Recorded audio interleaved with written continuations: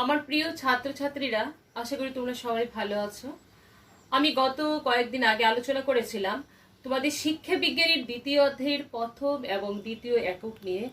আজ আলোচনা করব তোমাদের শিক্ষা বিজ্ঞানের দ্বিতীয় অধ্যায়ের তৃতীয় একক নিয়ে, যেখানে রয়েছে ফ্রেডরিক উইলিয়াম অগাস্ট ফ্রয়েবেল সম্পর্কে। এই ফ্রয়েবেল কে ছিলেন, তার শিক্ষাক্ষেত্রে তার কি অবদান ছিল, তিনি শিক্ষাক্ষেত্রে কেন আজ আমরা নাম এক নামে তাকে চিনি, সেটা আগে জানার আগে জেনে নেই ফ্রয়েবেল কে ছিলেন। আমরা আগে রুশো পড়েছি, প্যাস্তেলাসি পড়েছি। এই যে রুশোর ভাবশিশু ছিলেন কি, প্যাস্তেলাসি ছিলেন। আর প্যাস্তেলাসি তিনি কি করেছিলেন, শিক্ষাক্ষেত্রে মনোবৈজ্ঞানিক ধারার প্রবর্তন করেছিলেন। এই প্যাস্তেলাসিরই একজন যোগ্য উত্তর সাধক হলেন গিয়ে ফ্রয়েবেল ছিলেন যোগ্য। তিনি ছিলেন কি নৈতিক আদর্শের সমর্থক ছিলেন। তিনি ছিলেন একজন ভাববাদী এবং প্রকৃতিবাদী দার্শনিক, যিনি তার সমগ্রটা জীবন ব্যয় করেছিলেন কি শিশু শিক্ষার ক্ষেত্রে একটি আদর্শ শিক্ষা পরিকল্পনা রচনার জন্য। যেহেতু তিনি খুব শৈশবে তার মাকে হারিয়েছিলেন, শৈশবটাকে তিনি সেই রকম ভাবে আদর স্নেহ ভালোবাসা পাননি, যার জন্য তিনি কি করেছিলেন, সেই আদর স্নেহ ভালোবাসা বঞ্চিত সেই মানুষটি পরবর্তীকালে শিশুকে ভালোবেসে তাদের জন্য শিক্ষা পরিকল্পনা তাদের জন্য ভেবে একটি নতুন আদর্শ শিক্ষা পরিকল্পনা রচনা করেছিলেন, যেখানে তিনি একদম ধ্যার্থহীন গলায় বলেছেন, come let us live for our children, আসো আমরা বাঁচবো আমাদের শিশুদের জন্য। তাদেরকে কিভাবে একটি ভালো ভবিষ্যৎ দেওয়া যায়, ভালো শিক্ষা দেওয়া যায়, তাদেরকে কিভাবে আদর্শ চরিত্রবান করে তোলা যায়, তাদেরকে কিভাবে একটি নতুন জীবনের পথে নিয়ে যাওয়া যায়, সের জন্য আমরা আমাদের শিক্ষা পরিকল্পনা রচনা করব, আমরা তাদের জন্যই বাঁচবো, সেটা তিনি প্রথম বলেছিলেন। আমরা দেখি সেই যে ফ্রয়েবেল তিনি প্রথম উপলব্ধি করেছিলেন যে একটি মানুষের জীবন, মানুষের আত্মিক জীবন এবং একটা ফুল দ্যাট মিনস একটা ফ্লাওয়ার যেভাবে বড় হয়ে ওঠে বা বেড়ে ওঠে, তার মধ্যে একটা কি রয়েছে, একটা অবিচ্ছেদ্য একটা সম্পর্ক রয়েছে। আর সেই অবিচ্ছেদ্য সম্পর্কটাকে তিনি উপলব্ধি করেছিলেন যখন তিনি বনকর্মী হিসাবে প্রকৃতির খুব কাছ থেকে দেখার এবং বুঝার এবং উপলব্ধি করার এবং করেছিলেন, এবং সেখানে তখন উপলব্ধি এবং পর্যবেক্ষণ করেছিলেন বলে তিনি কি করেছেন, তার শিক্ষাক্ষেত্রে একটি শিশুর বেড়ে ওঠার সাথে একটি ফুলের বেড়ে ওঠার একটা কথা বলেছিলেন। এই ফ্রয়েবেল পরবর্তীকালে কি করেছে, তিনি প্রথাগত শিক্ষা তেমন পাননি, তিনি মামার বাড়িতেও মানুষ হয়েছিলেন, কিছুটা সময় মামার বাড়িতে কাটিয়েছিলেন, কিন্তু পরবর্তীকালে তিনি বিভিন্ন শিক্ষাবিদ, বিভিন্ন দার্শনিক, বিভিন্ন চিন্তাবিদ, বিভিন্ন মনীষীদের সংস্পর্শে এসে তার জীবন দর্শন, শিক্ষা দর্শনটাকে কি করেছিলেন, সমৃদ্ধ করেছিলেন, যার ছবি আমরা তার শিক্ষা দর্শন আমরা পেয়ে যাই।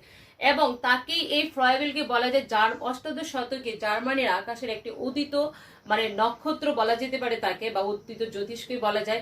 কারণ তার শিক্ষাক্ষেত্রে আজ যে আমরা চিনি, আজ যে বিভিন্ন নার্সারি বিদ্যালয় রয়েছে, প্রাক বিদ্যালয় রয়েছে, সেইগুলির কিন্তু যে থিমটা, যে ধারণাটা নেওয়া হয়েছে সেই ফ্রয়েবেলের থেকে নেওয়া, ফ্রয়েবেলের শিক্ষা দর্শন থেকে তার ধারণাটা নেওয়া হয়েছে। চলে এবার জানি ফ্রয়েবেল কবে জন্মগ্রহণ করেছিলেন। ফ্রয়েবেল 1782 খ্রিস্টাব্দে 21 এপ্রিল জন্মগ্রহণ করেছিলেন জার্মানি অবারিস বিচ বা থুরিনজিনাতে জন্মগ্রহণ করেছিলেন। তার বাবা ছিলেন জোয়ান জ্যাকব ফ্রয়েবেল, তিনি ছিলেন একটি চার্চের পাদ্রী।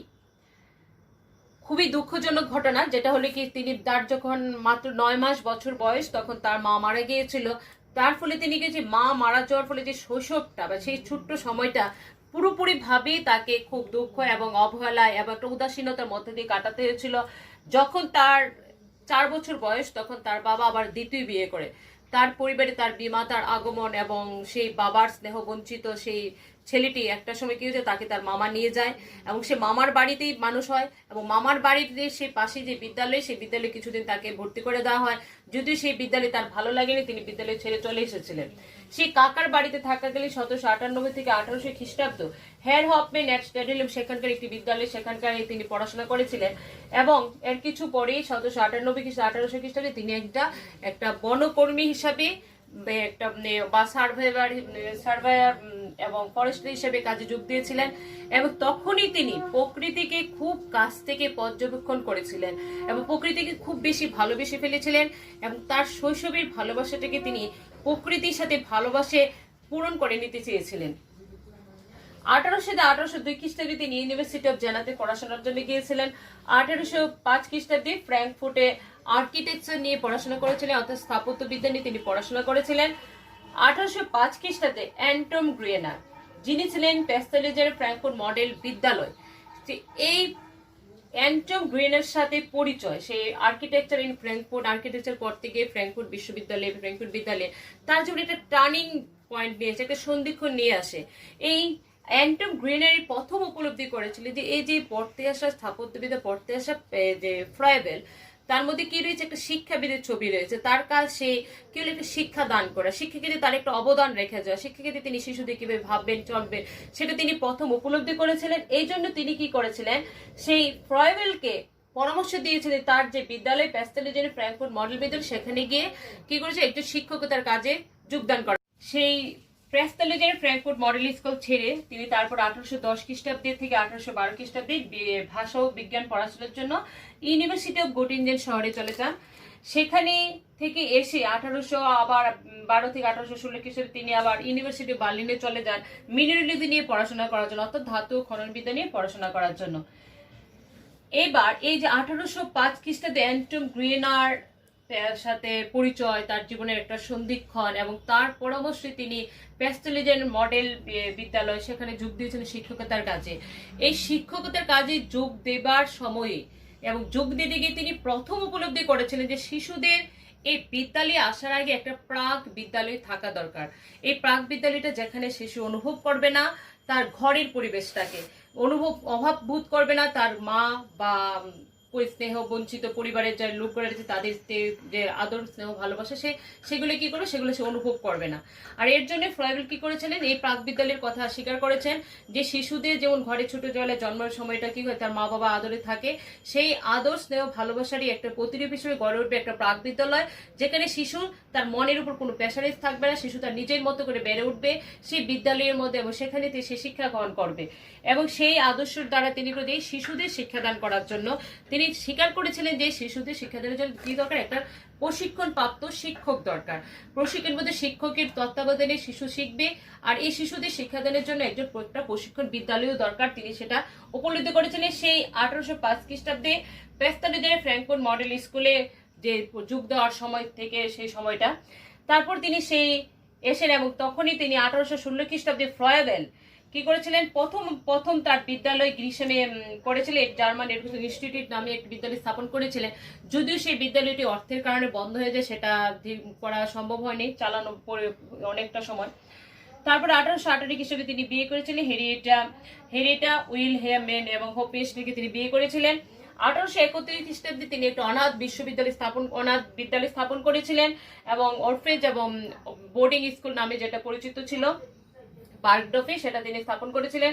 1837 খ্রিস্টাব্দে সেই তার শিক্ষা ক্ষেত্রে তার বিশেষ অবদান, যা আজও আমরা জানি চিনি, এক নামে বিভিন্ন নার্সারি বিদ্যালয় সম্পর্কে বলতে গেলে আমরা যাকে প্রথমেই ডাকি সে কিন্ডারগার্টেন বা মন্তেশ্বরী বিদ্যালয় বা যেটাই বলি যে প্রাক বিদ্যালয় বলতে আমরা যেখানে চিনি, সেটার প্রথম ধারণা যার মধ্য থেকে এসেছিল সেই কিন্ডারগার্টেনের প্রথম যে সময় সেটা হলো 1837 খ্রিস্টাব্দে তিনি উপলব্ধি করেছিলেন যে শিশুদের জন্য একটা আর্লি চাইল্ডহুড বিদ্যালয় থাকা দরকার, অর্থাৎ শিশুদের একটা বাগান থাকা দরকার, শিশুদের একটা উদ্যান থাকা দরকার, যেখানে শিশু নিজের মতো বেড়ে উঠবে, খেলবে, খেলাধুলার মধ্যে দিয়ে সে তার কি করবে, তার শৈশবটাকে আনন্দের মধ্যে দিয়ে কাটাবে।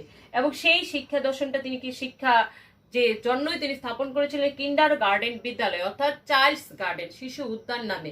এবং সেটা তিনি করেছিলেন কি তার শৈশবটা অনাদরে এবং অবহেলে কেটেছিল বলেই কিন্তু তিনি সেই শিশু বিদ্যালয় স্থাপনের কথা ভেবেছিলেন এবং শিশু বিদ্যালয় স্থাপন করেছিলেন, সেখানে শিশু নিজের মতো করে বড় হয়ে উঠবে। এবং সেটা ছিল কি 3 থেকে 4 বছরের শিশুদের জন্য তিনি স্থাপন করেছিলেন।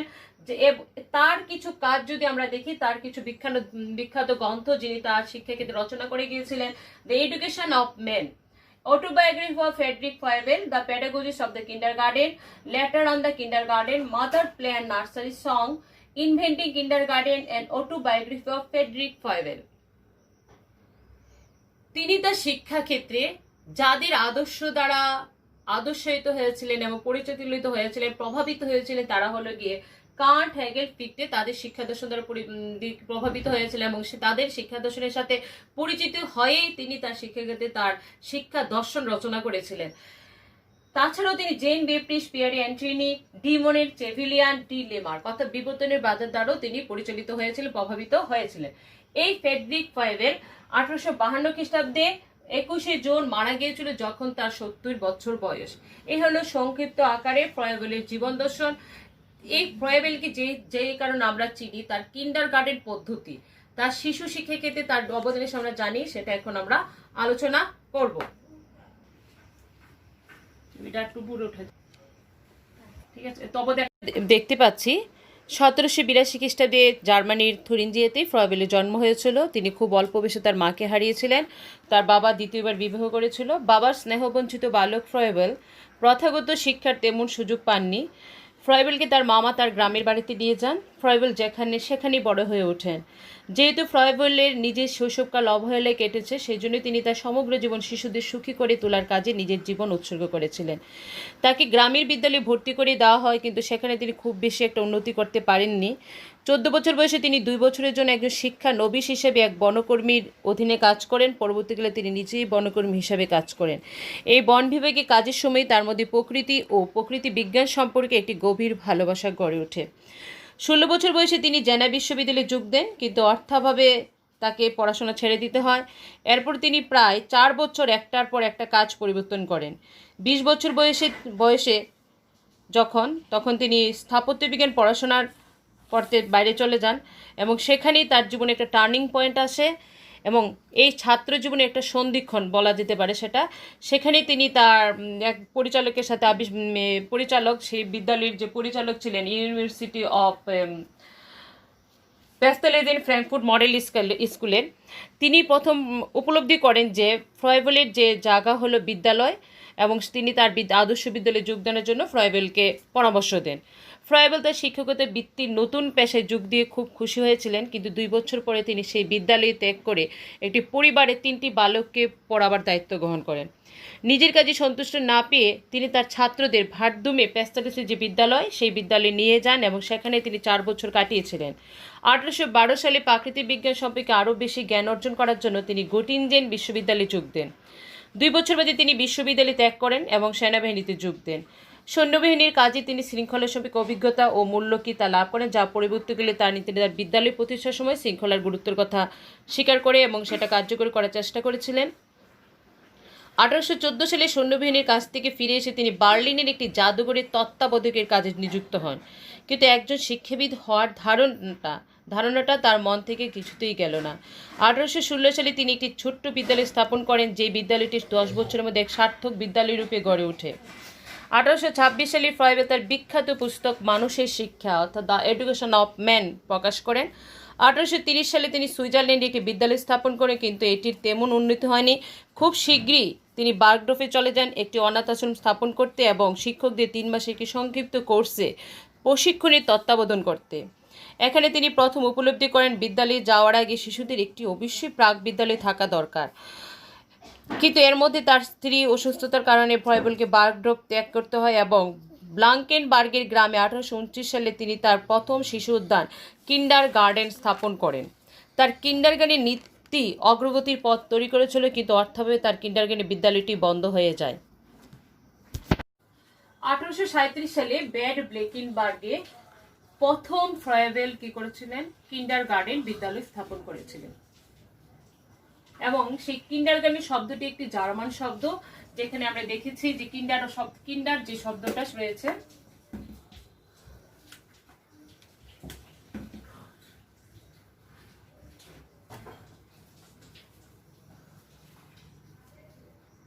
এই যে কিন্ডার অর্থ হলো কি শিশু।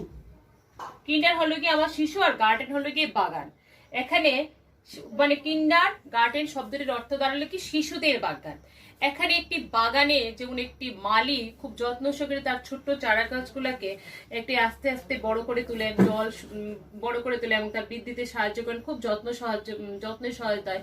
ঠিক তেমনি ফ্রয়েবেল দেখিয়েছেন তার কিন্ডারগার্টেন বিদ্যালয়ে একজন শিক্ষক যে চারা গাছ রূপী যে কিন্ডাররা আছে মানে শিশুরা রয়েছে তাদের বিকাশে এবং তাদের বেড়ে ওঠাতে সাহায্য করবেন। তার জন্য তিনি কি করেছেন, কিন্ডারগার্টেনটাকে কি করেছেন একটি বিদ্যালয় মানে শিশুদের উদ্যান বা শিশুদের বাগান রূপে কল্পনা করেছেন, এবং কল্পনা করে রূপে তিনি কিন্ডারগার্টেনের যে বিদ্যালয়ের একটি ছবি এঁকেছেন। এবং সেই কিন্ডারগার্টেন বিদ্যালয়ে তিনি যেখানে প্রথমেই বলেছেন nature reveals god to the children, ঈশ্বরের প্রতিচ্ছবি হলো গিয়ে শিশু, ঈশ্বরের প্রতিচ্ছবি হলো শিশু। শিশুরে কি করছে, ঈশ্বরের যে বিভিন্ন বার্তা, বিভিন্ন যে বার্তা যেগুলো যে বিভিন্ন প্রতিচ্ছবি বিভিন্ন যা রয়েছে সবগুলো কি করছে শিশুদের মধ্য দিয়ে প্রতিচ্ছবিত হয়, সেটা তিনি এখানে তার বিদ্যালয়ে দেখিয়েছেন। এবং সেই কিন্ডারগার্টেন বিদ্যালয়ে তিনি যেখানে শিক্ষককে একটা বাগানের মালি হিসাবে কি করেছেন তুলনা করেছেন, যেখানে শিক্ষক কি করবেন সেই বাগানের মালির মতো যত্ন সহকারে শিশুদের শিক্ষা দান করে বড় করে তুলবেন। এই কিন্ডারগার্টেন বিদ্যালয়টার যদি আমরা দেখি সেই ফ্রয়েবেল কিন্ডারগার্টেন বিদ্যালয়টার মধ্যে তিনি বারবারই একটা জিনিস যেখানে বারবার ভাবে তিনি বলেছেন যে শিশুকে শিশুর মতো বেড়ে উঠতে দাও, এবং সেখানে ঈশ্বর যেহেতু শিশুরের একটা রূপ, শিশুর একটা ছবি, তাই তাকে সাহায্য করো তার যেন কোনো কিছু তার বিকাশে যেন কোনো বাধাপ্রাপ্ত না হয় সেদিকে তুমি লক্ষ্য রাখো, সেটা থেকে তিনি বারবারই বলে দিয়েছেন। সেই কিন্ডারগার্টেন বিদ্যালয়ের মধ্যে আমরা দেখি কি ফ্রয়েবেল এই যে বিদ্যালয়ের সাথে তুলনা করতে গিয়ে বলেছেন শিশুরা কি করে তাদের স্বাভাবিক চাহিদা ও প্রবণতা অনুযায়ী শিক্ষা গ্রহণ করবে, আর স্বতঃস্ফূর্ত আনন্দদায়ক অনুভূতির মাধ্যমে তাদের শিক্ষা দিতেই হবে। তাদের জন্য আনন্দদায়ক পরিবেশ রচনা করতে পেলে তারা কি করে আত্মস্বীকৃতি শিখবে। ফ্রয়েবেলের শিক্ষণ পদ্ধতি ছিল যে আত্মস্বীকৃতিকে কাজে লেগে পাঠ পরিকল্পনা করা, আর তা প্রকাশ হয় একমাত্র শিশুর খেলার মধ্য দিয়ে। আর তাই ফ্রয়েবেল শিক্ষাকে আনন্দদায়ক পরিবেশে শিশুর আত্মস্বীকৃতি কাজে লাগাতে খেলার কথা বলেছেন, মানে প্লে ওয়ে এডুকেশনের কথাও তিনি এখানে বলে গিয়েছেন। তাহলে আমরা এখানে দেখতে পাচ্ছি যে শিশু শিক্ষার ক্ষেত্রে যে কিন্ডারগার্টেন বিদ্যালয় প্রতিষ্ঠার পিছনে তার একটাই অবদান ছিল, যেখানে শিশু বেড়ে উঠবে তার নিজের মতো করে, সে যেভাবে একটি চারা গাছ কোনো রকম বাধাপ্রাপ্ত না হয়ে আস্তে আস্তে বড় হয়ে ওঠে মালির যত্ন সাহচর্যে, ঠিক তেমনি পরিচর্যায় যেমন মালি যেমন যতটা পরিচর্যার মধ্যে দিয়ে একটি ছোট্ট চারা গাছকে বড় গাছে এবং ফুলে ফলে শোভিত করে তুলতে সাহায্য করে, ঠিক তেমনি শিক্ষক কি করবে সেই কিন্ডারগার্টেন বিদ্যালয়ে আসা প্রত্যেকটি শিশুকে সাহায্য করবে। এই কিন্ডারগার্টেন বিদ্যালয়ের কিছু ফিচার্স রয়েছে, যেখানে তিনি প্লেওয়ে এডুকেশনের কথা তো বলেছেন, তাছাড়া এর কিছু আরো বৈশিষ্ট্য রয়েছেন, সেই বৈশিষ্ট্যগুলো আমরা এখন একটু আলোচনা করছি। যেমন এই প্রধান কিন্ডারগার্টেনের বৈশিষ্ট্য হলো কি, যেখানে শিক্ষক বা শিক্ষার্থীরা আসবে বিভিন্ন জিনিস কি করবে তারা নিজেরই মানে ভাঙবে ভেঙে আবার নিজেরই গঠন করবে, মানে কি বিভিন্ন জিনিস তারা ভাঙা গড়ার মধ্য দিয়ে শিখবে। শিখে যেমন একটা মাটির ক্লে দিয়ে তারা কি করে মাটির ক্লেটাকে তারা যে ক্লে যে আমরা বিভিন্ন নার্সারি বিদ্যালয়ে আজ দেখতে পাচ্ছি, সেই ক্লেটা কি মাটিটাকে তুমি যেভাবে চাও সেভাবে তুমি সাজাতে পারবে, ঠিক যেভাবে সেটা দিয়ে পুতুলও বানাতে পারবে, ফুলও বানাতে পারবে, বলও বানাতে পারবে। তো শিশু কি করবে তাকে একবার একটা বল বানাবে, সেটা দিয়ে আবার ভাঙবে, ভেঙে আবার একটা পুতুল বানাবে, এইভাবে সে কি করে একটা জিনিস বানাতে বানাতে একটা জিনিসের পর একটা জিনিস সে শিখবে। এখানে যে শিশুরা কি করছে কিছু ইশারার মাধ্যমে শিখবে, কিছু সাংকেতিক চিহ্ন তার মধ্যে দেওয়া হবে, সেই সাংকেতিক চিহ্নের মধ্যে দিয়ে শিশুরা শিক্ষা গ্রহণ করবে। আর সেখানে কি করছে তিনি শিশুদের শিক্ষাদানের ক্ষেত্রে তিনি যে কারিকুলামের কথা বলেছে, পাঠ্যক্রমের কথা বলেছে, সেই পাঠ্যক্রমগুলো কি হবে শিশুর বয়স অনুযায়ী ভাগ করা দেওয়া হবে। শিশু তার নির্দিষ্ট বয়স অনুযায়ী তার পাঠ্যক্রমগুলো কি হবে বিভাজিত হবে, ভাগ করা হবে, তার নির্দিষ্ট বয়স অনুযায়ী পাঠ্যক্রমগুলা সেখানে থাকবে। সেই এই যে শিশু শিক্ষার ক্ষেত্রে যেখানে দেখছি আমরা যে এডুকেশন অফ কিন্ডারগার্টেন বা পেডাগজিস অফ কিন্ডারগার্টেন, এবং সেখানে তিনি কতগুলো সংস এবং প্লের কথা বলেছে, তার একটা গ্রন্থ রয়েছে যার জন্য শিশু শিক্ষার ক্ষেত্রে মাদার্স প্লে অ্যান্ড সংস নামে একটা গান এবং কয়েকটি খেলার কথা তিনি এখানে বলে গিয়েছেন, যেখানে শিশুরা শিখবে কি বিভিন্ন গানের মধ্য দিয়ে শিখবে, তাদেরকে গান এবং মাঝে মধ্যে তিনি নাচের কথা উল্লেখ করেছেন, কারণ গানগুলো কি শিশুকে উদ্যম দেবে, আনন্দ দেবে, সেই গানের মধ্য দিয়ে শিশু শিক্ষায়ন করবে। আর পুরোটা শিক্ষা হবে তিনি কিভাবে প্লেওয়ের মধ্য দিয়ে পরিচালিত করবেন, অর্থাৎ কি খেলার মধ্য দিয়ে শিশু শিখবে। খেলা শিশুকে কি করে আনন্দ দেয়, স্বতঃস্ফূর্ততা আনন্দ দেয়, শিশুকে স্বাধীনতা দেয়, তার মনের যে বিকাশ সেটা বিকশিত হতে সাহায্য করে খেলা। কারণ বলা হয়েছে মানে play the greatest side of the child's expression, অর্থাৎ শিশুর অভিব্যক্তিকে প্রকাশের একটি মাত্র উপায় হলো খেলা।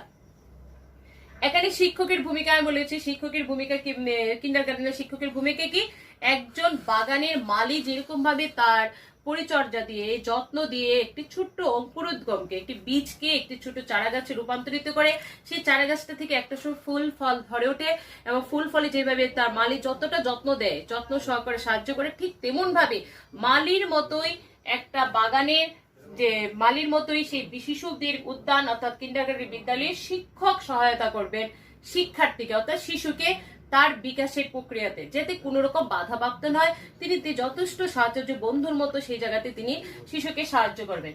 এখানে সেলফ অ্যাক্টিভিটির কথা বলা হয়েছে, যেখানে শিশু কি করবে আত্মসক্রিয়তার মধ্য দিয়ে শিখবে। সে তার নিজের নিজেই যে কি করবে, নিজে তার বিভিন্ন কাজের মধ্যে সে কর্মক্ষম হয়ে উঠবে এবং নিজে সে কি করবে, সেলফ অ্যাক্টিভিটির মধ্য দিয়ে সে বিভিন্ন জিনিস শিক্ষা গ্রহণ করবে। ডিসিপ্লিন, এখানে রুশু এবং প্যাস্তালিসির মতে ফ্রয়েবেলি মুক্ত শৃঙ্খলে বিশ্বাসী ছিলেন। এখানে তিনি বারবার বলে যে শিশু এখানে কি করবে, নিজে শৃঙ্খলিত হবে, নিজেই মুক্ত শৃঙ্খলার মধ্য দিয়ে বেড়ে উঠবে। তিনি মুক্ত শৃঙ্খলে বিশ্বাসী ছিলেন। শিশু শিক্ষার ক্ষেত্রে তার সবচেয়ে বড় অবদান যেটা হলো গিয়ে কিন্ডার গার্ডেনের শিশু শিক্ষার্থী গিফটস এর কথা। তিনি গিফটস এর কথা অকপটে স্বীকার করেন যে শিশুকে, যে কোনো শিশুকে যদি আমরা উপহার দিই তাহলে শিশু কি করবে, সেই শিক্ষা গ্রহণে একটা আনন্দ পায়। সে কি করে সেই শিক্ষা গ্রহণটা করতে আরো বেশি অগ্রসর হয়। তোমরা বাড়িতেও দেখে থাকবে যে যদি কোনো শিশুকে কোনো কিছু উপহার দেওয়া হয়, তাকে বিভিন্ন কাজের প্রশংসা করে, তাকে কিছু উপহার তাড়াতাড়ি তুলে দেয়, তাহলে সে কি করে খুব তাড়াতাড়ি সেই বিষয়টা শিখে নি। যদি আমরা কাউকে বলি যে শুন তুই এটা তাড়াতাড়ি শিখে নে, তাহলে তোকে আমি এই কলমটা দেবো, তোকে এই খেলনাটা দেবো, তোকে এই যে গাড়িটা দেবো, তাহলে দেখবি কি শিশু খুব তাড়াতাড়ি সে শিখে নেবে এবং সেই শিখেটা কি হবে, খুব আনন্দদায়কের মধ্য দিয়ে হবে, আনন্দদায়ক পরিবেশের মধ্য দিয়ে হবে এবং সেটা শিশু কখনো ভুলতে চায় না। তাই তিনি শিশু শিক্ষার ক্ষেত্রে যেটা সবচেয়ে আগে স্বীকার করতেন সেটা হলো কি গিফটস এর কথা। এবং যে গিফটস এর কথা তিনি বলেছেন শিশুকে বিভিন্ন উপকরণের মধ্য দিয়ে শিশুকে শিক্ষা দেওয়ার কথা। তিনি সেখানে শিশুকে গিফটের সাথে সাথে অকুপেশনের কথা বলেছে, বিভিন্ন বৃত্তিতে দেওয়ার কথাও তিনি সেখানে স্বীকার করে গেছেন। এই হলো শিশু শিক্ষার ক্ষেত্রে কিছু কিন্ডারগার্টেনের বৈশিষ্ট্য। শিশু শিক্ষার ক্ষেত্রে যে কিন্ডারগার্টেন পদ্ধতি, যেটার সবচেয়ে গুরুত্বপূর্ণ দুটো জিনিস হলো সেটা হলো gifts and occupation and songs and play. এই যে গিফটস এন্ড অকুপেশন গুলো তিনি শিক্ষা দিতে কেন এনেছিলেন, সেগুলির মধ্য দিয়ে শিশুরা যখন স্বতঃস্ফূর্ত আনন্দদায়ক পরিবেশের মধ্যে দিয়ে শিখবে। তাছাড়া পুরোটা শিক্ষা হবে তিনি কিভাবে প্লে ওয়ের মধ্য দিয়ে পরিচালিত করবেন, অর্থাৎ কি খেলার মধ্য দিয়ে শিশু শিখবে। খেলা শিশুকে কি করে আনন্দ দেয়, স্বতঃস্ফূর্ততা আনন্দ দেয়, শিশুকে স্বাধীনতা দেয়, তার মনের যে বিকাশ সেটা বিকশিত হতে সাহায্য করে খেলা। কারণ বলা হয়েছে play the greatest side of the child's expression, অর্থাৎ শিশুর অভিব্যক্তিকে প্রকাশের একটি মাত্র উপায় হলো সে হলো খেলা। এখানে শিক্ষকের ভূমিকা আমি বলেছি, শিক্ষকের ভূমিকা কি, কিন্ডারগার্টেনের শিক্ষকের ভূমিকা কি, একজন বাগানের মালি যেরকম ভাবে তার পরিচর্যা দিয়ে, যত্ন দিয়ে একটি ছোট্ট অঙ্কুরোদ্গমকে, একটি বীজকে একটি ছোট চারা গাছে রূপান্তরিত করে, সেই চারা গাছটা থেকে একটা সময় ফুল ফল ধরে ওঠে এবং ফুল ফলে যেভাবে তার মালি যতটা যত্ন দেয়, যত্ন সহকারে সাহায্য করে, ঠিক তেমন ভাবে মালির মতোই একটা বাগানের যে মালির মতোই সেই শিশুদের উদ্যান অর্থাৎ কিন্ডারগার্টেন বিদ্যালয়ে শিক্ষক সহায়তা করবেন শিক্ষার্থীকে অর্থাৎ শিশুকে তার বিকাশের প্রক্রিয়াতে, যাতে কোন রকম বাধাপ্রাপ্ত নয়। তিনি যথেষ্ট সাহায্য বন্ধুর মতো সেই জায়গাতে তিনি শিশুকে সাহায্য করবেন। এখানে সেলফ অ্যাক্টিভিটির কথা বলা হয়েছে, যেখানে শিশু কি করবে, আত্মসক্রিয়তার মধ্য দিয়ে শিখবে।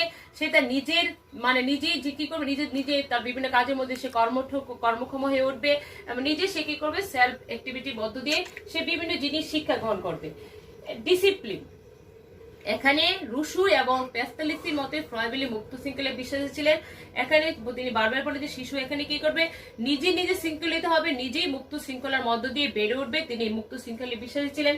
শিশু শিক্ষার ক্ষেত্রে তার সবচেয়ে বড় অবদান যেটা হলো গিয়ে কিন্ডারগার্টেনের শিশু শিক্ষার্থী গিফটস এর কথা। তিনি গিফটস এর কথা অকপটে স্বীকার করেন যে শিশুকে, যে কোনো শিশুকে যদি আমরা উপহার দিই তাহলে শিশু কি করবে, সেই শিক্ষা গ্রহণে একটা আনন্দ পায়। সে কি করে সেই শিক্ষা গ্রহণটা করতে আরো বেশি অগ্রসর হয়। তোমরা বাড়িতেও দেখে থাকবে যে যদি কোনো শিশুকে কোনো কিছু উপহার দেওয়া হয়, তাকে বিভিন্ন কাজের প্রশংসা করে, তাকে কিছু উপহার তাড়াতাড়ি তুলে দেয়, তাহলে সে কি করে খুব তাড়াতাড়ি সেই বিষয়টা শিখে নি। যদি আমরা কাউকে বলি যে শুন তুই এটা তাড়াতাড়ি শিখে নে, তাহলে তোকে আমি এই কলমটা দেবো, তোকে এই খেলনাটা দেবো, তোকে এই যে গাড়িটা দেবো, তাহলে দেখবি কি শিশু খুব তাড়াতাড়ি সে শিখে নেবে এবং সেই শিখেটা কি হবে, খুব আনন্দদায়কের মধ্য দিয়ে হবে, আনন্দদায়ক পরিবেশের মধ্য দিয়ে হবে এবং সেটা শিশু কখনো ভুলতে চায় না। তাই তিনি শিশু শিক্ষার ক্ষেত্রে যেটা সবচেয়ে আগে স্বীকার করতেন সেটা হলো কি গিফটস এর কথা। এবং যে গিফটস এর কথা তিনি বলেছেন শিশুকে বিভিন্ন উপকরণের মধ্য দিয়ে শিশুকে শিক্ষা দেওয়ার কথা। তিনি সেখানে শিশুকে গিফটের সাথে সাথে অকুপেশনের কথা বলেছে, বিভিন্ন বৃত্তিতে দেওয়ার কথাও তিনি সেখানে স্বীকার করে গেছেন। এই হলো শিশু শিক্ষার ক্ষেত্রে কিছু কিন্ডারগার্টেনের বৈশিষ্ট্য। শিশু শিক্ষার ক্ষেত্রে যে কিন্ডারগার্টেন পদ্ধতি, যেটার সবচেয়ে গুরুত্বপূর্ণ দুটো জিনিস হলো সেটা হলো gifts and occupation and songs and play. এই যে গিফটস এন্ড অকুপেশন গুলো তিনি শিক্ষা দিতে কেন এনেছিলেন, সেগুলির মধ্য দিয়ে শিশুরা যখন স্বতঃস্ফূর্ত আনন্দদায়ক পরিবেশের মধ্যে দিয়ে শিখবে। তাছাড়া তারা কি করবে, তাদের মধ্যে যে বিভিন্ন বস্তু সম্পর্কে তার মধ্যে একটা কি অন্তর্দৃষ্টি তার জাগিয়ে তোলা হবে এবং সেই ক্ষেত্রে শিশুকে কি করবে, বিভিন্ন জিনিসের প্রতি বিভিন্ন জিনিসের প্রতি কি গানগুলো কি শিশুকে উদ্যম দেবে, আনন্দ দেবে, সেই গানের মধ্য দিয়ে শিশু শিক্ষায়ন তাকে আকৃষ্ট করে তুলবে এবং বিভিন্ন উপকরণগুলির মধ্য দিয়ে শিশুর সামনে বিশ্ব জগতের যে একটি রূপ সেটাকে কিভাবে সাংকেতিক ভাবে প্রকাশ করে। এগুলির মাধ্যমে সে একদিকে যেমন বস্তু জগৎ সম্পর্কে ধারণা পাবে, তেমনি অন্যদিকে এগুলি তার মধ্যে কি একটা অন্তর্দৃষ্টি জাগিয়ে তুলতে সাহায্য করবে।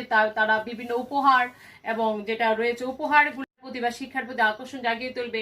তিনি বিভিন্ন জ্যামিতি, সংখ্যা থেকে গণিত এবং সজ্জা থেকে তাদের সৌন্দর্য সম্পর্কে ধারণা পাবে এবং উপহার নির্বাচনে ফ্রয়েবেল দার্শনিক ভাবনাকে বিশেষ স্থান দিয়েছিলেন।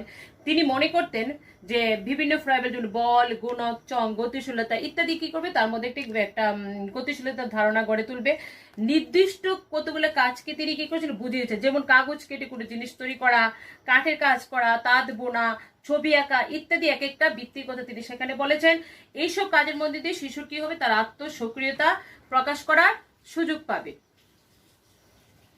এছাড়া ফ্রয়েবেল তার শিশু শিক্ষার ক্ষেত্রে যে 7টি সংস এবং খেলার গানের কথা বলেছেন, এই গানগুলোর মধ্যে যেগুলো থাকবে সেগুলো কি ছোট শিশুদের জন্য রূপকথার গান, তাছাড়া থাকবে কি অপেক্ষিত বড়দের জন্য বিভিন্ন বস্তুর সঙ্গে পরিচিতি সম্পর্কে বিভিন্ন গান, চন্দ্র সূর্য গ্রহতারা প্রভৃতি বিবরণ দিয়ে সব গান করার সুযোগ পাবে। এছাড়া ফ্রয়েবেল তার শিশু শিক্ষার ক্ষেত্রে যে 7টি সংস এবং খেলার গানের কথা বলেছেন, এই গানগুলোর মধ্যে যেগুলো থাকবে সেগুলো কি ছোট শিশুদের জন্য রূপকথার গান, তাছাড়া থাকবে কি অপেক্ষিত বড়দের জন্য বিভিন্ন বস্তুর সঙ্গে পরিচিতি সম্পর্কে বিভিন্ন গান, চন্দ্র সূর্য গ্রহতারা প্রভৃতি বিবরণ দিয়ে সব গান এবং তার নৈতিক চরিত্র আর ঘটনের জন্য উপযোগী কিছু গান সেখানে তিনি বলেছেন। এবং গানগুলোর পাশাপাশি তিনি সেগুলা কি করবে, শিশুরা দলবদ্ধভাবে নৃত্য করতে করতে সেগুলা গানগুলা সেই পরিবেশনের মধ্য দিয়ে গানের শব্দগুলোর সাথে চন্দ্র সূর্য গ্রহতারা, তাছাড়া বিভিন্ন সাংকেতিক বিষয়, নৈতিক আদর্শের যে বিভিন্ন জিনিসগুলো সেগুলো তারা এখানের মধ্যে দিয়ে শিখে নেবে। তাহলে আমরা দেখতে পাচ্ছি শিশু শিক্ষার ক্ষেত্রে যে তার সবচেয়ে যে বড় অবদান কিন্ডারগার্টেন বিদ্যালয় গিফটস এন্ড অকুপেশন যেটা আছেও আমরা বিভিন্ন টিএলএম এর ক্ষেত্রে আমরা দেখতে পাই, সেটা কিন্তু সেই ফ্রয়েবেলের সেই কিন্ডারগার্টেন পদ্ধতি থেকে এসেছে। এবং শিশু শিক্ষার এবং যে গান এবং খেলার কথা তিনি বলেছিলেন, সেটা কেন বলেছিলেন যে কোনো জিনিস যখন শিশু নাচ বা গানের মধ্যে বা ছন্দাকারে শিখবে তাহলে সেটা তার মনে থাকবে এবং খেলার মধ্যে দিয়ে শিখলে সেটাও তার মনে থাকে। তার জন্য তিনি শিশু শিক্ষার ক্ষেত্রে সংস এবং প্লেয়ার কথা বলেছেন। এই কিন্ডারগার্টেন শিশু শিক্ষার কিছু মেরিট রয়েছে, মানে কিছু গুণ রয়েছে, যেমন কি এখানে শিশুরা কি করবে, এখানে পুরোটা যেহেতু অ্যাক্টিভিটির উপর বেস করে শিক্ষাটা তৈরি, সক্রিয়তার উপর শিশু এখানে কি করে সক্রিয় হয়ে উঠবে। এই যে কাগজ কেটে জিনিস তৈরি করা বা বল বানানো, ক্লে দিয়ে বিভিন্ন জিনিস বানানো, এইগুলোর মধ্যে দিয়ে শিশু কি করবে, বিভিন্ন বস্তু সম্পর্কে যেমন ধারণা পাবে, ঠিক তেমনি সেই ছোট ছোট হাতের কাজের মধ্য দিয়ে শিশু ভবিষ্যতে নিজের পায়ে দাঁড়াবারও একটা শিক্ষা সেখানে পেয়ে যায়।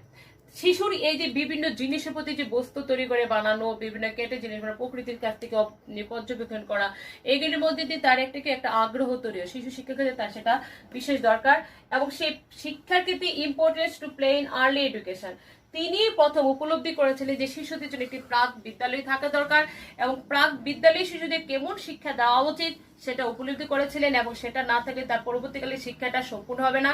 কারণ একটা জায়গায় প্লেটো বলেছে 0 থেকে 5 বছরের যে সময়টা, সেই সময়ে কেউ শিশুর সম্পূর্ণ বিকাশ হয়ে যে সে নির্ধারিত হয়ে যায় ভবিষ্যতে সে কি হবে। আর এই সময়টাকে তাকে কি সে অসহায় থাকে, নিরীহ থাকে, তার জন্য তাকে তুমি যেমন ভাবি যাবে সেমন ভাবে সে তৈরি হবে। যেমন একটা সাদা কাগজ যখন আমি এটাকে আঁকিবুকি করি তখন সেটা কি হয়, কখনো ড্র হয়ে যায়, কখনো একটা ভালো ছবি হয়ে যায়, কখনো খুব ভালো পরীক্ষার খাতার মতো সুন্দর হয়ে যায়। এটা হলো আমার কি যে সাদা কাগজটাকে আমি যেভাবে চাই সেইভাবেই ব্যবহার করতে পারবো। তাই ফ্রয়েবেল বলেছেন কি এখানে সেই শিশুকে কি সেই আর্লি এডুকেশনের উপর তিনি বিশেষভাবে গুরুত্ব দিয়েছেন। আর এই আর্লি এডুকেশনটা বেস্ট হবে কি শিশুর স্বতঃস্ফূর্ত চাহিদা, রুচি, আগ্রহ নিয়ে তাকে বিকশিত করার সহায়তা করতে হবে যেন তার বিকাশ কোনোভাবে বাধাপ্রাপ্ত না হয়। এবার এই যে কি মানে এই যে শিশুর প্রকৃতির উপর তিনি স্ট্যাক দিয়েছেন, কি যে শিশুর মনের উপর জোর দিয়েছেন। এখানে শিক্ষা পুরোপুরি ভাবে পরিচালিত কি হবে, শিশুর উপর ভিত্তি করে রচিত হবে, শিশুর আগ্রহের উপর ভিত্তি করে রচিত হবে। এই জন্য তাকে শিশু শিক্ষার ক্ষেত্রে তাকে বলা হয় কি শিশু শিক্ষার ক্ষেত্রে তার বিশেষ অবদান যেটাই হয় সেটা হলো কি শিশুর অনুযায়ী শিশুকে তার মতো করে যে শিক্ষা দেওয়ার কথা তিনি সেখানে বলে দিয়েছেন। এই হলো গিয়ে তার এখানে শিশুর আরেকটা জিনিসের ডিসিপ্লিন, সে এই শিশু শিক্ষার মধ্য দিয়ে সবচেয়ে যেটা হবে, শিশু নিজেই শৃঙ্খলিত হবে। আর যখন শিশু নিজে শৃঙ্খলিত হবে তখন তার মধ্যে ভুল হওয়ার সম্ভাবনা কম থাকে। এই শিক্ষার মধ্যে দিয়ে শিশু কি করবে, নৈতিক আদর্শ আদর্শিত হবে। কারণ সেখানে বিভিন্ন প্লেয়ের সং এবং গানের কথা বলা হয়েছে, যেগুলোর মধ্যে দিয়ে তার মধ্যে যে মরালিটির বিকাশ হবে, তেমনি তার নৈতিক চরিত্রেরও বিকাশিত হবে। এবার শিশু শিক্ষার ক্ষেত্রে কিছু যেমন গুণ রয়েছে তেমন কিছু দোষও রয়েছে। তিনি শিশু শিক্ষার ক্ষেত্রে বেশি গুরুত্ব দিয়েছেন খেলার উপর, যেটা কোনোভাবে সম্ভব নয়। কারণ তিনি ছোটরা শুধু খেলায় নিয়ে সারাদিন যদি খেলায় নিয়ে থাকে, তো একটা সময় কি করে তাদের প্রতি খেলার প্রতি আকর্ষণ বেড়ে যাবে, তখন তারা পড়াশোনার প্রতি তার কি হবে, সেই মনটা হারিয়ে যাবে। শিশু শিক্ষার ক্ষেত্রে কিছু যেমন বৈশিষ্ট্য রয়েছে, তেমন কিছু গুণ রয়েছে, তেমন কিছু দোষও রয়েছে। সেই দোষগুলো যদি আমরা দেখি, যেখানে প্রথমে আমি যেটা দেখবো, সেখানে তিনি শিশু শিক্ষার ক্ষেত্রে বিশেষ করে খুব গুরুত্ব দিয়েছেন প্লেয়ের উপর, মানে খেলাধুলার উপর। যেটা অনেক সময় কি হয়, যদি সারাদিন শিশুকে খেলার মধ্যে দেওয়া হয়, তাহলে তার মধ্যে কি একটা ধীরে ধীরে পড়ার প্রতি একটা আকর্ষণ হারিয়ে ফেলে। সেটা তিনি দিয়েছেন, যেটা সম্ভব হয়নি, সেটা পরবর্তীকালে সমালোচিত হয়েছিল। আর শিশু শিক্ষার ক্ষেত্রে বেশি গুরুত্ব যদি খেলাকে দেওয়া হয়, তাহলে শিশু কি হয়, তার পড়াশোনার প্রতি বা অন্য কিছু দিক থেকে মনটা হারিয়ে যাবে। সেটা কোনো মতেই সম্ভব না। বা বড়রাও যদি, কারণ এটা শিশুদের ক্ষেত্রে সম্ভব, যখন শিশু ব্যক্তি বা ছোট্ট শিশু বড় হয়ে উঠবে, তখন তার পক্ষে একটা বয়স্ক লোক বা ছেলে বা যুবককে কোনোভাবেই খেলাধুলার মধ্য দিয়ে শিক্ষাদান করা সম্ভব নয়। তাই সেটা সম্ভব হয়নি। তিনি গিফটের কথা বলেছেন, অনেক সময় কি বেশি গিফট দিলে শিশুরা কি লোভী হয়ে উঠতে পারে। তার কি হয়, তার প্রতি তার পড়াশোনার থেকে বেশি তার কি নজরটা চলে যায় গিফটের প্রতি, যা শিশু শিক্ষার ক্ষেত্রে সম্ভব নয়। সেটা তার শিশুর ক্ষেত্রে বাধারই সৃষ্টি করবে। তিনি বেশিরভাগটাই কি করেছেন, মানে তিনি গুরুত্ব দিয়েছেন বংশগতির উপর, প্রকৃতির উপর, কিন্তু সেখানে ব্যক্তি কল্যাণের উপর এবং সমাজ কল্যাণের উপর বেশি গুরুত্ব তিনি, যেটা মানে তার শিশু শিক্ষার ক্ষেত্রে দেখা যায়। তিনি অনেক সময় বেশিরভাগটা কি হয়ে যায়, সেই যে প্রকৃতির উপর বেশি করে যে পর্যবেক্ষণ, যেটা অনেক সময় কি হয়, শিশুর ক্ষতি হয়। যে শিশুকে তিনি প্রকৃতিগুলো ছেড়ে দিতে দিয়েছেন, প্রকৃতি থেকে যে বিভিন্ন ইনসেক্ট গুলো রয়েছে, বিভিন্ন তাকে পোকামাকড় বা বিভিন্ন অনেক যে বিষাক্ত বা অনেক পয়জনাস থিংস রয়েছে প্রকৃতি, সেই প্রকৃতি থেকে গিয়ে শিশু শিখবে। শেখার পরে সেই প্রকৃতির কাছ থেকে শিখতে গিয়ে শিশু যে বাধাপ্রাপ্ত হবে, শিশু যে ক্ষতিগ্রস্ত হবে, সেটা কিভাবে থেকে সে উঠে আসবে, সেটার কোনো তিনি উপায় বলে যাননি। মানে সেটাকে ব্যবহারিক ক্ষেত্রে কিভাবে প্রয়োগ করা হবে, সেটা তিনি তার শিক্ষার ক্ষেত্রে দেখিয়ে যাননি। তাহলে আমরা দেখতে পাচ্ছি শিশু শিক্ষার ক্ষেত্রে সবচেয়ে যে দোষের মধ্যে যেটা রয়েছে, তিনি শিশু শিক্ষার ক্ষেত্রে প্লেয়ের উপর খুব হাইলি এমফেসিস করেছিলেন। তিনি অনেক গিফটের কথা বলেন, যে গিফট কি করে, যে শিশুকে কি করে মেক চিলড্রেন গ্রিডি করে তোলে, শিশুকে লোভী করে তোলে। যেটা অনেক সময় তার পক্ষে অনেক বাবা বা চাহিদা বা শিশু বিদ্যালয় বা বিদ্যালয়ে যে প্রশিক্ষণপ্রাপ্ত শিক্ষক, তাদের পক্ষে সেটা তার শিশুর চাহিদাটা অনেক সময় পূরণ করা সম্ভব হয় না। আর যখনই তার পূরণ করা সম্ভব হবে না, সেই গিফটের যখন সে পাবে না, একটা সময় সে কি করবে, তার শিক্ষার ক্ষেত্রে তার একটা অনাগ্রহতা দেখা যাবে। তিনি ব্যক্তি কল্যাণের উপর বেশি গুরুত্ব দেননি, তিনি দিয়েছিলেন কি প্রকৃতি ও বংশগতিটার উপর। যার ফলে তার কি হচ্ছে, তার সামাজিক যে পরিবেশ রয়েছে রয়েছে বা সেটার কথা তিনি সেখানে স্বীকার করেননি। তিনি বেশিরভাগই দিয়েছেন কি, যে প্রকৃতির উপর অতিরিক্ত ভাবে যে নির্ভরতা, সেটা অনেক সময় কি করে শিশুর ক্ষতির কারণ হয়ে দাঁড়ায়। কারণ সেগুলি থেকে কিভাবে নিজেকে রক্ষা করতে হবে, সেটার কোনো উপায় তিনি বলে যাননি। সেই শিশু শিক্ষার ক্ষেত্রে কিন্ডারগার্টেনের যে ব্যবহারিক তাত্ত্বিক দিকটা তিনি বলে গেছে, ব্যবহারিক ক্ষেত্রে সেটাকে কিভাবে প্রয়োগ করবেন, সেক্ষেত্রে সেটা তিনি বলে যাননি। তাহলে আমরা দেখতে পাচ্ছি শিশু শিক্ষার ক্ষেত্রে যে শিক্ষকের কথাও তিনি এখানে বলে, যে শিক্ষক হবেন কি একজন শিক্ষার্থীর যে একজন হিতকারী পরিদর্শক হবে, এবং উদ্যানে মালি যেমন একটি গাছকে বড় করে দিলে শিক্ষককে সেরকম ভাবে শিক্ষাদান করে দেখবেন। এবং সেই শিক্ষক হবেন কি নৈতিক, নান্দনিক, বৌদ্ধিক এবং সামাজিক বিকাশের সহায়তা শিশু করবে। এবং শিশু শিক্ষার ক্ষেত্রে যে তিনি যেটা দিয়ে সবচেয়ে বেশি গুরুত্বপূর্ণ, যেটা হলো শৃঙ্খলা। আমরা দেখি গেলে সেখানে রুশু পেস্তার যে ফাইবার শৃঙ্খলা, যে আত্মশৃঙ্খলার কথা বা মুক্ত শৃঙ্খলার কথা শিক্ষার ক্ষেত্রে তিনি বলে গিয়েছেন, যেখানে শিশু নিজেই সামাজিকভাবে শৃঙ্খলিত হবে, সোশ্যাল ডিসিপ্লিন রূপে তিনি গড়ে উঠবে। এই প্রক্রিয়ায় ঋষু তার যে মা বাবা এবং পরবর্তীকালে তার শিক্ষকের কথা তিনি বিশেষভাবে স্বীকার করে গিয়েছেন। শিক্ষার ক্ষেত্রে ফয়েবেল যে কিন্ডারগার্টেন তার শিক্ষা পদ্ধতি, তার মধ্যে যে বিভিন্ন পাঠ্যক্রমের কথা বলেছে, সেই পাঠ্যক্রমগুলা কেন তিনি নির্বাচন করেছিলেন, পাঠ্যক্রমে কি কি বিষয় এনেছিলেন, এবং সেগুলোর পিছনে তিনি একটা যুক্তিগ্রাহ্য আসে। তোমাদের একটা প্রশ্ন আসতে পারে, শিশু শিক্ষার ক্ষেত্রে ফয়েবেলের যে পাঠ্যক্রম সেগুলোর বর্ণনা দেয় এবং সেগুলির পিছনে কোনো যুক্তিগ্রাহ্য ব্যাখ্যা থাকলে সেটা নিয়ে আলোচনা করো। তাহলে আমরা দেখতে পাই যে ফয়েবেলের যে শিক্ষা দর্শনকে কার্যকর করার যে তিনি একটি সুচিন্তিত পাঠ্যক্রমের কথা বলেছেন, যেখানে শিক্ষা দর্শনের মূলে যে গভীর দার্শনিক চিন্তা থাকলেও তার পাঠ্যক্রম নির্ধারণে তিনি ছিলেন একদম বাস্তববাদী দৃষ্টিভঙ্গি তিনি গ্রহণ করেছিলেন এবং তার পাঠ্যক্রমের মধ্যে যেমন ছিল গণিত ছিল, ভাষা ছিল, প্রাকৃতিক পরিচয় ছিল, অঙ্কন ছিল, মাটির কাজ ছিল, কায়িক শ্রম, পরিশ্রম, ইন্দ্রিয় যেগুলার যে চর্চা সেগুলোর উপরে যেমন ছিল, তাছাড়া ছিল যেমন নাচ গান, তারপর ধর্মীয় আলোচনা, বিভিন্ন ইতিহাস, ভূগোল ইত্যাদির কথাও তিনি বলেন। এই বিষয়গুলো করার ব্যাপারে তার একটি পিছনে একটি যুক্তি ছিল। তিনি সেই যুক্তিগুলি বিচার করেছেন কি গতানুগতিক বিচার, যে বিচার সে তার গতানুগতিক বিচারে এই নির্বাচনকে তিনি বাস্তবসম্মত আমরা বলতেই পারি।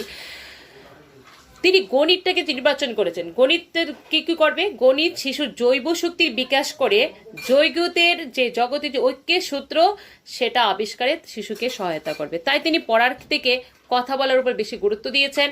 প্রকৃতি পরিচয় শিশুকে বিশ্ব প্রকৃতি পরিচয় পাঠের কথা যে রেখেছেন সেটা কেন দিয়েছেন? কারণ প্রকৃতি পরিচয় পাঠের মধ্যে দিয়ে শিশু বিশ্ব প্রকৃতির মধ্যে একটি ঐক্যের অনুসন্ধান অনুপ্রাণিত করবে। প্রাকৃতিক যে বিভিন্ন বৈশিষ্ট্যগুলি শিশুর কাছে ঐক্যের সংকেত হিসাবে কাজ করে। অঙ্কনের মধ্য দিয়ে শিশুরা তাদের সামগ্রিক ঐক্যবোধকে প্রকাশ করতে পারবে। তাছাড়া বিশ্বের যে সামগ্রিক ঐক্য উপলব্ধির জন্য সৌন্দর্যবোধে যে প্রকাশ প্রয়োজন সেটাও তিনি স্বীকার করেছেন। অঙ্কন কি করে আমাদের যে সৌন্দর্যবোধ সেটার বিকশিতে সাহায্য করে। মাটির সাহায্যে বিভিন্ন বস্তু গঠনের মাধ্যমে শিশু তার সৃজন স্পৃহাকে কি করবে? চরিতার্থ করতে পারবে। এই সৃষ্টির মধ্যে দিয়ে সে আনন্দ পায়, স্রষ্টাকে উপলব্ধি করতে সে শিখবে। কায়িক শ্রম শিশুকে কি করে তুলবে? সক্রিয় করে তুলবে। এই সক্রিয়তা শিক্ষা প্রচেষ্টার মূল। তাই পাঠ্যক্রমের অন্তর্ভুক্ত কায়িক শ্রমকে শিক্ষার মাধ্যম হিসেবে তিনি বিশেষভাবে গুরুত্ব করেছেন। তাছাড়া তিনি ইতিহাস, ভূগোল ইত্যাদির মতো সামাজিক বিজ্ঞানগুলির মধ্য দিয়ে শিশুর সামাজিক চেতনার বিকাশের কথাও তিনি বলেছেন। তাছাড়া যে শিক্ষাক্ষেত্রে তিনি নাচ গান খেলা ইত্যাদিকেও ফ্রয়েবেল পাঠ্যক্রমের কথা অন্তর্ভুক্ত করেছেন বিশেষ উদ্দেশ্য নিয়ে। এর পিছনে ছিল এগুলোর মধ্যে দিয়ে কী হবে? শিশুর স্বতঃস্ফূর্ততায় জেগে উঠবে। আর এই স্বতঃস্ফূর্তিত কাজের মাধ্যমে শিশুরা কি বিশ্ব জগতের সঙ্গে একটা সম্পর্ক স্থাপন করতে পারবে।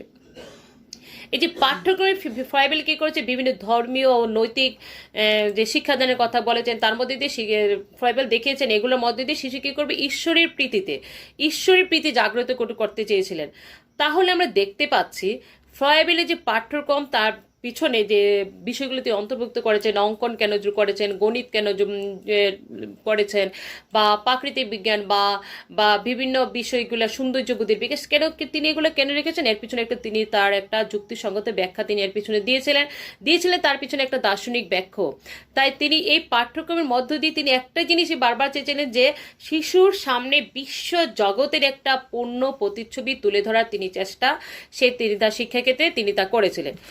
এবার শিশু শিক্ষার ক্ষেত্রে তিনি সক্রিয়তার কথা আমরা দেখেছি কিন্ডারগার্টেন শিক্ষা পদ্ধতির মধ্যে যে সেলফ অ্যাক্টিভিটির কথা তিনি বলেছেন। সেই সেলফ অ্যাক্টিভিটির কথা তিনি কেন বলেছেন? এই সেলফ অ্যাক্টিভিটির মধ্য দিয়ে শিশুকে অন্তর্নিহিত যে তার যে সক্রিয়তা রয়েছে সেটা বিকশিত হয়ে উঠবে। বাইরের কোনো শক্তি তার প্রয়োজন নেই। সে কি করবে? সে নিজে থেকেই তার মধ্যে সে একটা আত্মসক্রিয়তা থাকবে। আর সেই আত্মস্বীকৃতি যদি কোনো রকম বাধাপ্রাপ্ত না হয় সেদিকে লক্ষ্য রেখে তাকে আমাদের কি করতে সাহায্য করতে হবে শিশু শিক্ষার ক্ষেত্রে। সেটা তেনা বলেছেন। শিশু শিক্ষার ক্ষেত্রে তিনি কি করেছেন? থিওরি অফ আনফোল্ডমেন্টের কথা বলেছেন। যেখানে শিশু কি করবে, ভবিষ্যতে কি হবে তা আগে থেকে শিশুর মধ্যে থাকে, লুকায়িত থাকে, যা ফ্রয়েবেল বলেছেন। এবার এই যে লুকায়িত যে তার মধ্যে যে থাকে যে বিষয়টা যেটা বিকাশ করার বিকাশমান অপেক্ষায় থাকে সেটাকে শিক্ষক কি করবে? বিকশিত করে তুলবেন। একটা ঠিক যেমন বাগানের মালি ছোট্ট একটি অঙ্কুরিত গেম করবে, ছোট্ট একটি বীজকে বিকাশ হতে সাহায্য করে, তাকে বেড়ে উঠতে সাহায্য করে। ঠিক জন্য তিনি কি করেছেন? শিক্ষকও সেইভাবে বেড়ে উঠতে সে একটা ছোট্ট চারারূপ গাছরূপী শিশুকে বেড়ে উঠতে সাহায্য করবেন। আর এই জন্যই ফ্রয়েবেল কি করেছে? উদ্ভিদ জীবনের বৃদ্ধির সাথে ফ্রয়েবেল যে একটা শিশুর জীবনকে তুলনা করেছে। এই হলো গিয়ে শিশু শিক্ষার ক্ষেত্রে শিশুর আত্মসক্রিয়তা এবং থিওরি অফ আনফোল্ডমেন্টের কথা যেটা তিনি বলে গেছে সেটা নিয়ে আমরা এতক্ষণ আলোচনা করেছিলাম, যেটা সেই বিষয়টা নিয়ে।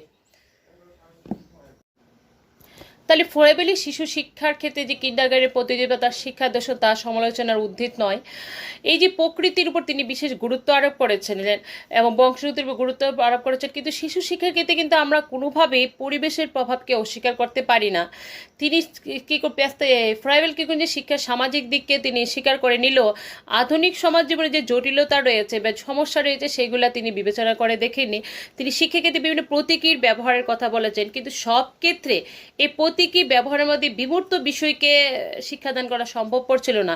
শিশু শিক্ষার ক্ষেত্রে তিনি বেশিরভাগ ক্ষেত্রে কী করছেন, শিশুদের নিয়ে ভেবেছেন, শিশুদের কথাই বলেছেন। শিশুদের ক্ষেত্রে এই শিক্ষা পদ্ধতি বা শিক্ষা ধারণাটা প্রযোজ্য, বড়দের ক্ষেত্রে কিভাবে শিক্ষা দেওয়া হচ্ছে সেইটা কিন্তু তিনি তার শিক্ষা ক্ষেত্রে বলে যাননি। এই যে শিশু শিক্ষার ক্ষেত্রে তিনি বিভিন্ন গিফটসের কথা বলেছেন এবং এই গিফটসের মাধ্যমে বিভিন্ন অকুপেশন নির্বাচনের কথা বলেছেন, সেটা কি কারণ এবং তার পিছনে কি যুক্তি চলে সেটার কোনো সুনির্দিষ্ট যুক্তি বা ব্যাখ্যা তিনি দিয়ে যেতে পারেননি, যার ফলে তার যে উপহার এবং বৃত্তি নির্বাচনের বিষয়টা পুরোটাই ছিল কি অস্পষ্ট এবং দুর্বোধ্য ছিল। ফ্রয়েবেল তার শিক্ষা পদ্ধতির ক্ষেত্রে প্রকৃতি পড়েছে এবং বস্তুভিত্তিক পাঠদানের কথা বলেছেন, কিন্তু কেবলমাত্র এদের সাহায্যে শিক্ষাদান করা কিন্তু সম্ভবপর ছিল না। শিশু শিক্ষার ক্ষেত্রে ফ্রয়েবেল কি করেছেন যে মানে দেখা যাচ্ছে কি আমরা দেখি বিভিন্ন শিশুরা প্রত্যেকটি শিশু তার রুচি আগ্রহ চাহিদা অনুযায়ী একজন শিশু থেকে আরেকজন শিশুর কিন্তু একটা আলাদা থাকে, প্রত্যেকের শিশু শিক্ষার ক্ষেত্রে কিন্তু একই রকম থাকে না। তাই সেই ক্ষেত্রে যে ব্যক্তিগত যে বৈষম্যর কথা তিনি পুরোপুরিভাবে কি করেছেন, অস্বীকার করেছেন, মানে সেখানে ব্যক্তিগত বৈষম্যর কথা তিনি স্বীকারই করেনি। যেমনভাবে তিনি স্বীকার করতে পারেননি উপহারগুলা নির্বাচনের ক্ষেত্রে কোনো যুক্তি গ্রাহ্য বা সুনির্দিষ্ট যুক্তি বা গ্রহণযোগ্য যুক্তি তিনি স্বীকার করতে পারেন, ঠিক তেমনি এটা দেখা যায় যে এই যে উপহারগুলা বা গিফটসগুলা সেগুলো কিন্তু সকল দেশের ক্ষেত্রে উপযোগী নয়।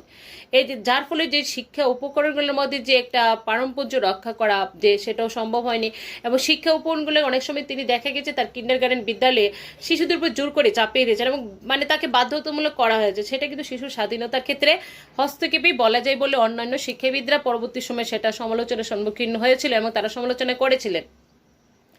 এত কিছুর পরও আমরা দেখি ফ্রয়েবেলি শিশু শিক্ষার ক্ষেত্রে তার বিশেষ অবদানের কিন্তু কোনোভাবে অস্বীকার করা যায় না। বিভিন্ন তিনি প্রথম শিক্ষাকে একটি দার্শনিক ভিত্তির উপর প্রতিষ্ঠিত করেছিলেন। তার আগে অন্যান্য শিক্ষাবিদরা শিক্ষা সম্বন্ধে তার যে দার্শনিক চিন্তা ছিল তাদের একটি কী করেছে, প্রথম সুসংবদ্ধ ধারাবাহিক সামগ্রিক শিক্ষা দর্শনটা যে রচনা সেটা কিন্তু তার হাত দিয়ে হয়েছিল। এর আগে তারা করলো সেটাকে একটা ধারাবাহিক এবং সুসংবদ্ধ একটা সামগ্রিক শিক্ষা দর্শন রূপে তিনি প্রথম এটার রূপদান করেছিলেন। এর আগে আমরা রুশোকে দেখেছি শিক্ষাকে ক্রমোন্বিত একটি ধারাবাহিক প্রক্রিয়া হিসেবে ব্যাখ্যা করলো। ফ্রয়েবেলে কিন্তু শিশুর আত্মবিকাশ প্রকাশ এবং আত্মোপলব্ধি যে কর্ম অভিব্যক্তির যে প্রক্রিয়া রয়েছে সেটাকে প্রচারিত করেছেন। রুশো ও প্যাস্টেলিক্সির আত্মকর্ম আত্ম অভিজ্ঞতায় কিন্তু শিশু শিক্ষার একটি অপরিহার্য পদ্ধতি বলেছেন, আর তাদের এই ধারণাকে ফ্রয়েবেল কি করেছিল মনোবৈজ্ঞানিক স্বরূপ এবং সামাজিক গুরুত্ব ও শিক্ষাগত সম্ভাবনা বিশ্লেষণ করে শিক্ষার একটি অপরিহার্য পদ্ধতি রূপে একে কি করেছিলেন, প্রতিষ্ঠিত করেছিলেন। এই যে খেলাভিত্তিক বিভিন্ন প্লেওয়ে এডুকেশনের কথা তিনি বলেছিলেন সেটা কিন্তু প্রথম কে বলেছিলেন, ফ্রয়েবেলি কিন্তু সেটা শিক্ষাক্ষেত্রে প্রথম বলেছিলেন। এবং বিদ্যালয়কে যে একটা সমাজ জীবনের যে প্রতিচ্ছবি রূপে বলেছিলেন ফ্রয়েবেল, নানা রকম সহযোগিতামূলক সামাজিক কর্মানুষ্ঠান, মেলামেশা, খেলাধুলা ইত্যাদির মধ্যে যে শিশুর মধ্যে একটি সমাজ চেতনার উন্মেষ ঘটে, সমাজ বন্ধনের সৃষ্টি হয়, এর প্রয়োজনে কিন্তু শিক্ষাক্ষেত্রে প্রয়োজনীয়তার কথা ভাবলে কিন্তু আমাদের প্রথম ফ্রয়েবেলের কথা ভাবতেই হবে। আরও কি দেখি আমরা, তিনি বিদ্যালয়ের যে বিভিন্ন গতি প্রকৃতির মধ্যে একটা বৈচিত্র্যতা আনেন। খেলাধুলা, হাতের কাজ, ছড়া, গান, প্রকৃতি পর্যবেক্ষণ, গল্প বলা, সামাজিক কর্মানুষ্ঠান ইত্যাদি তিনি প্রথমেই কিন্তু বিদ্যালয় জীবনে নিয়ে আসেন। সেই পরিবার থেকেই কিন্তু এগুলো নিয়ে আসেন, বাস্তব জীবন এবং প্রকৃতি পর্যবেক্ষণের মধ্য দিয়ে এগুলো সব তিনি তার কিন্ডারগার্টেন বিদ্যালয়ে ঢুকিয়েছিলেন। আর যার ফলে শিশুর মধ্যে একটা বৈচিত্র্য আনা সম্ভব হয়েছিল। শিশুর বিভিন্ন ঈশ্বরের যে প্রতিচ্ছবি নিয়ে আসে, ঈশ্বরের যে কিছু রূপ বা কিছু বার্তা নিয়ে আসে সেটা সকলের মধ্যে প্রচারিত করা সম্ভব হয়েছিল। যে প্রকৃতি যে কর্মভিত্তিক যে অভিজ্ঞতা কেন্দ্রিক শিক্ষাসূচির প্রবর্তন কিন্তু তিনি শিক্ষাক্ষেত্রে করেছিলেন। শিক্ষায় যে জ্ঞান ও কাজের মধ্যে যে অনুভূতি অভিব্যক্তির মধ্যে যে একটা সমন্বয় ঘটেছে সেটা তার শিক্ষা দর্শনের ক্ষেত্রেই সম্ভব হয়েছিল। তিনি ব্যবহারিক ক্ষেত্রে সার্থকভাবে শিশুর অনুরাগ, আগ্রহ, শক্তি একটা কর্মপ্রেরণার সঙ্গে সামঞ্জস্য রেখে একটি শিক্ষা পরিকল্পনা রচনা করেছিলেন। এত কিছুর পরে আমরা মানে দ্ব্যর্থহীনভাবে এবং বলতেই পারি যেটা শিশু শিক্ষার ক্ষেত্রে ফ্রয়েবেলের অবদান কোনোভাবেই অস্বীকার করা যায় না। শিশু শিক্ষার ক্ষেত্রে তার অবদান বিশেষভাবে মানে গুরুত্বপূর্ণ, কারণ তিনি প্রথমেই শিক্ষাক্ষেত্রে সক্রিয়তার উপর গুরুত্ব আরোপ যেমন করেছিলেন তেমনি তিনি শিক্ষকের দায়িত্ব নির্ধারণ করে দিয়েছিলেন।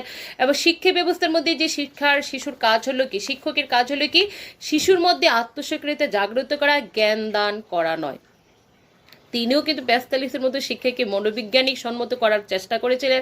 শিশু তার মনোধর্ম অনুযায়ী, তার মনের গতি প্রকৃতি অনুযায়ী, মন অনুযায়ী, মানসিক বিকাশ অনুযায়ী কী করবে, শিক্ষা গ্রহণ করবে। এটাই কিন্তু ছিল তার শিক্ষণ পদ্ধতির মূল কথা।